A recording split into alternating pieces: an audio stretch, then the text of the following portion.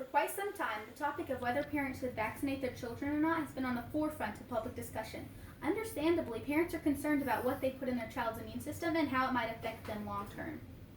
When parents learn that administering a vaccination might cause their perfectly healthy child to develop autism, of course they're scared. The only thing to do to calm a parent's wild nerves in this situation is research.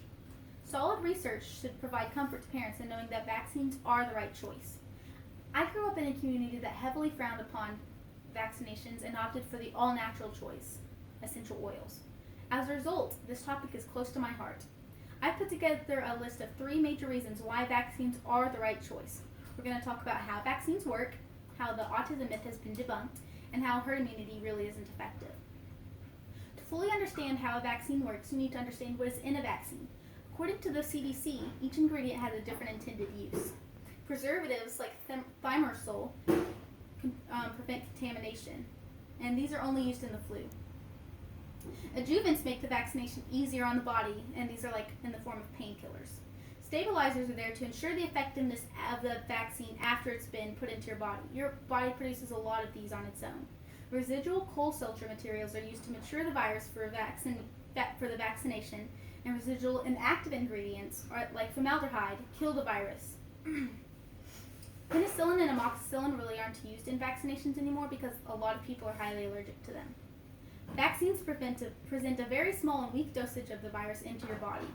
According to Peter Wright, who wrote How Do Influenza Vaccines Work, the flu shot presents a weakened strain of the flu into your body that your body can easily combat. It allows your body to become familiar with the virus while it's weakened, so that your body learns how to fight it in the real world. He also says that the U.S. is lucky to have the highest number of vaccinated children. He says that 77% of U.S. children are fully vaccinated, and the rest are just lacking a few of their vaccinations. A large concern facing vaccines is whether or not they can cause autism. This stemmed from the diagnosis going up in threefold in the 1980s, when vaccines also became popular, when in reality they have no correlation at all. In the 1980s, testing for autism also went up, and so of course the diagnosis went up. According to Alice Park, Dr. Andrew Wakefield from London's Royal Free Hospital observed 12 patients who had just received the measles, mumps, and rubella vaccination. Of the 12 patients, 8 of them began showing signs of autism after receiving the vaccinations. He wrote a paper for the Lancet about the discoveries, and his theories spread like wildfire. In 2001, the FDA did a study that discussed new vaccines and how they don't use dangerous chemicals like mercury and thimerosal anymore, which can be dangerous to young children. Eventually, 10 of the 13 writers of Dr. Wakefield's research refuted the research and said that there is no correlation between autism and vaccinations. This brings us to herd immunity. Herd immunity is when most people in a group are vaccinated, which makes it a little harder for those who aren't vaccinated to receive the illness.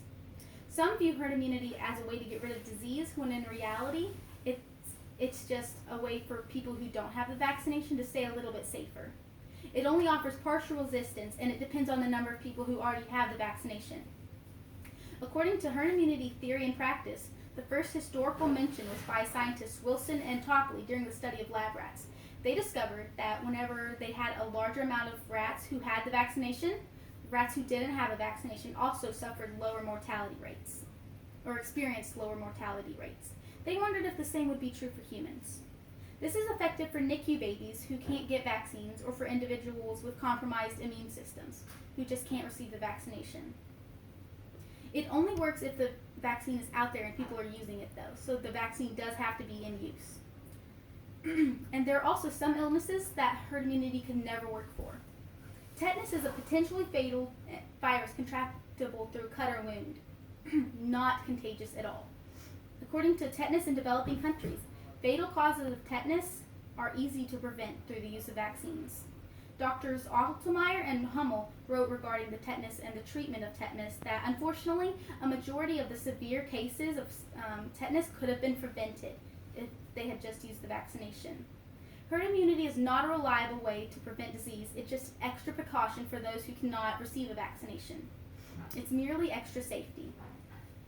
In closing, we went over exactly what is in a vaccine, how a vaccine works, how the autism myth has been debunked, and how herd immunity really is not the best option at all. It's just a little extra protection.